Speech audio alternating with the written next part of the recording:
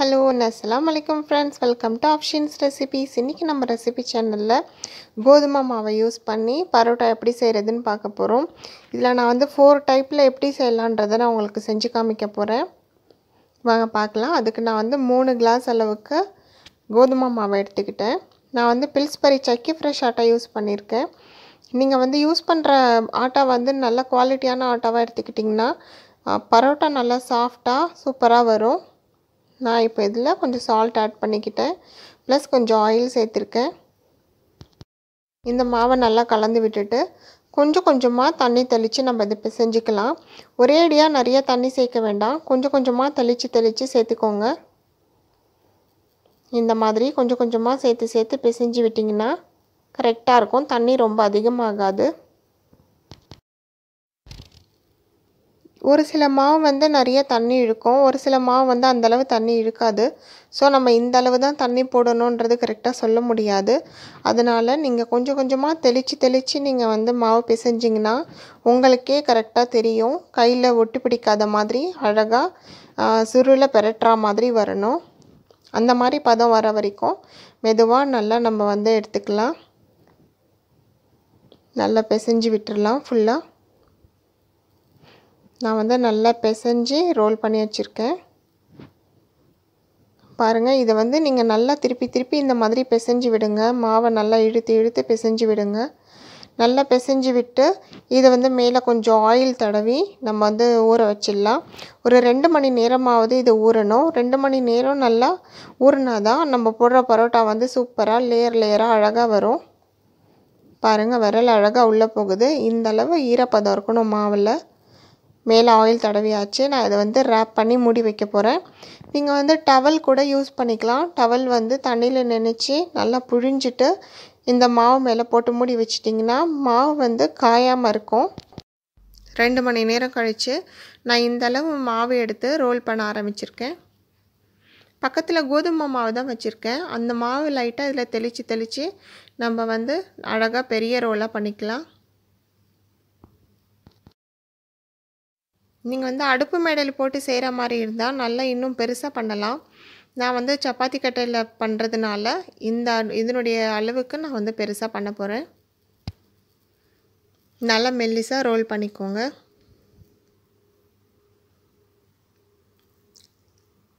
மாவு கலக்கும்போது ரொம்ப ட்ரையாக கலக்கிட்டிங்கன்னா இந்த மாதிரி தேய்க்கிறதுக்கு வந்து உங்களுக்கு சிரமமாக இருக்கும். ஈஸியாக வந்து ரோல் பண்ண முடியாது, கஷ்டமாக இருக்க மாதிரி இருக்கும். ஸோ தண்ணி நம்ம வந்து பிசைஞ்சு வைக்கும்போது கரெக்டான அளவு போட்டு பிசைஞ்சிடணும். அதே மாதிரி மாவை கண்டிப்பாக ஒரு 2 மணி நேரமாவது ஊற வைங்க.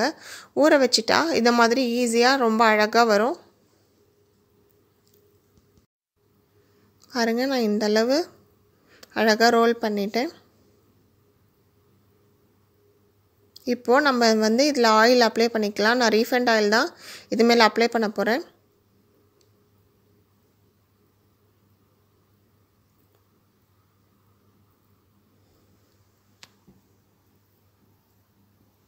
முடிஞ்சுது. இது மேலே நம்ம வந்து ஆயில் அப்ளை பண்ணிக்கலாம். இப்போது ஆயில் வந்து இது ஃபுல்லாக மேலே படுற மாதிரி நல்லா தேய்ச்சி விட்டுக்கலாம். தேய்ச்சிட்டு ஒரு முனையிலேருந்து இப்படி கொஞ்சம் கொஞ்சமாக மடித்து விட்டுக்கிட்டே வாங்க. ரொம்ப பெரிய மடிப்பாக இல்லாமல் சின்ன மடிப்பாக லேயராக வரா மாதிரி இந்த மாதிரி மடிச்சுக்கிட்டே வாங்க. மடிச்சுக்கிட்டு இதை அப்படியே நம்ம ரோல் பண்ணிக்கலாம். இந்த மாதிரி ரோல் பண்ணிக்கிட்டு இந்த லாஸ்ட் முனை பகுதியை எடுத்து மேலே வச்சு இந்த மாதிரி அமைக்கி விட்டுடலாம். ஏன்னா அது நம்ம வந்து பரோட்டா செய்யும்போது கடைசியாக பிரிஞ்சு வராமல் இருக்கும். அதனால் இந்த மாதிரி வச்சிடலாம். இந்த மாதிரி நம்ம பண்ணலாம். அடுத்தடுத்த மாடல் எப்படி பண்ணலான்றதையும் நான் உங்களுக்கு காமிக்கிறேன்.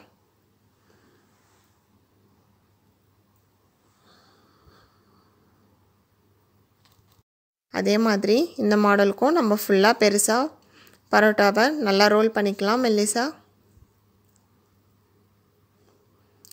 நம்ம வந்து சப்பாத்தி போட்டு உடனே சாப்பிட்றதுக்கு தான் நல்லாயிருக்கும்.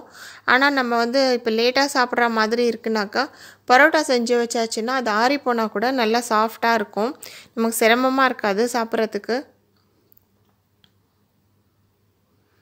இதையும் நல்லா பெருசாக மெல்லிசாக நான் ரோல் பண்ணிக்கிட்டேன்.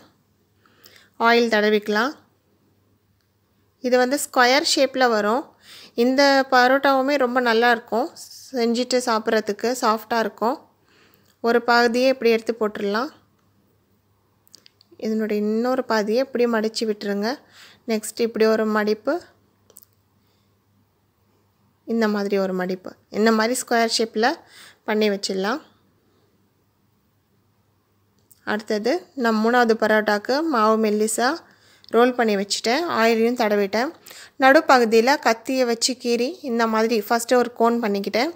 ப்ளஸ் இந்த கோன் மேலேயே மாவு வர மாதிரி அதை வந்து திருப்பி திருப்பி விட்டுக்கிட்டே இருக்கேன். இந்த மாதிரி திருப்பி விட்டுக்கிட்டு இப்போ திறந்து உள் பக்கமாக கையை விட்டு அந்த பின்னாடி இருக்க கோன் மாதிரி இருக்க மாவை நம்ம இப்படி இழுத்துக்கலாம். இப்படி செய்கிறதுனாலையும் நல்லா ரோலாக லேயராக அழகாக வரும். லைட்டாக ஆயில் அப்ளை பண்ணி வச்சிடலாம். நெக்ஸ்ட்டு இது 4th டைப் மாதிரி பண்ணலாம். இந்த மாதிரி மெல்லிஸாக செஞ்சுட்டு ஆயில் அப்ளை பண்ணிவிட்டு கத்தி வச்சு நீட்டாக கீறிக்கலாம். இந்த மாதிரி ஃபுல்லாக கீறிக்கோங்க. கீறிக்கிட்டு மெதுவாக இதை அப்படியே ரோல் பண்ணிக்கலாம். இது பார்க்க கொஞ்சம் சிரமமாக இருக்க மாதிரி தெரியும், பட் ஆனால் இது வந்து கஷ்டமாலாம் இருக்காது. அழகாக நமக்கு வந்து ரோல் பண்ண வந்துடும்.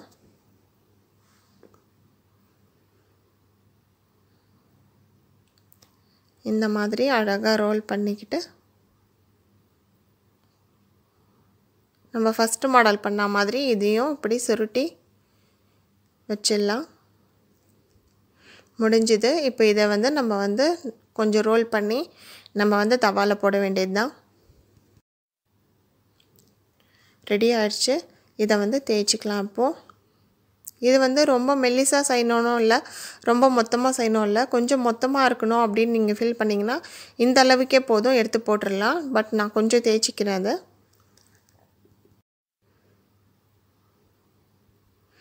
நான் இந்த அளவுக்கு செஞ்சு வச்சுருக்கேன். இதுவுமே கொஞ்சம் திக்காக தான் இருக்கும். நான் உங்களுக்கு காமிக்கிறேன்.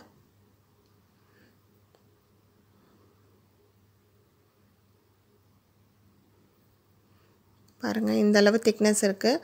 நீங்கள் வந்து சப்பாத்தி கட்டையில் வச்சு செய்யாமல் இப்படி வெறும் கையை வச்சு கூட இந்த மாதிரி தேய்ச்சி போட்டுடலாம். அது கொஞ்சம் மொத்தமாக இருக்க மாதிரி இருக்கும், நல்லாவும் இருக்கும், லேயராகவும் வரும். எப்படி வேணும்னாலும் நம்ம இஷ்டத்துக்கு நம்ம பண்ணிக்கலாம்.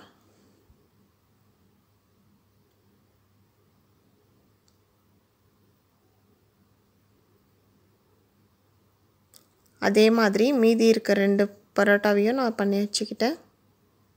இந்த மாவுலேயே உங்களுக்கு பார்த்தா தெரியும், நல்லா லேயராக அதில் தெரியுது. இப்போ நம்ம ஒரு தவா வச்சுக்கலாம். தவா வந்து கொஞ்சம் ஹீட் ஆகணும். இது வந்து ரொம்ப ஸ்பீடாகவும் வேண்டாம், ரொம்ப சிம்லேயும் இருக்க தேவையில்லை, மீடியம் ஃப்ளேமில் இருக்கட்டும். நீங்கள் வந்து ரொம்ப ஸ்பீடாக வச்சிங்கன்னா மேலே இருக்க பகுதியெல்லாம் சீக்கிரமாக கரிய ஆரம்பிச்சிடும். உள்ளே வந்து மாவு சட்டுன்னு வேகாது.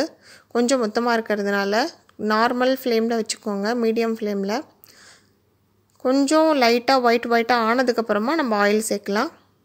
இந்த மாதிரி ஆனதுக்கப்புறமா நம்ம வந்து இதில் வந்து ஆயில் சேர்க்க ஆரம்பிச்சிடலாம். ஆயில் தான் சேர்க்கணும்னு அவசியம் இல்லை, ஆயிலோ கீயோ எது வேணாலும் நீங்கள் சேர்த்துக்கலாம். கீ சேர்த்திங்கன்னா இன்னும் நல்ல வாசனையாக இருக்கும். பரோட்டா வேக உங்களுக்கு அதில் லேயராக எடுத்துகிட்டு வர்றது பார்க்கும்போதே தெரியுது. இது 2 பக்கமும் நல்லா செவந்து போகிற மாதிரி நம்ம குக் பண்ணி எடுத்துக்கலாம்.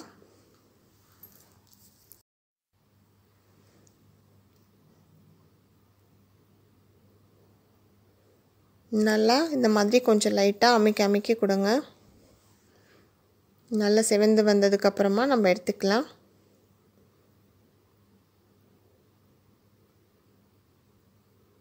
பாருங்கள், அதுலேயே லேயராக பிரியுது. இப்போ சூப்பராக ரெடி ஆகிடுச்சு. இதை நம்ம எடுத்து வச்சிடலாம்.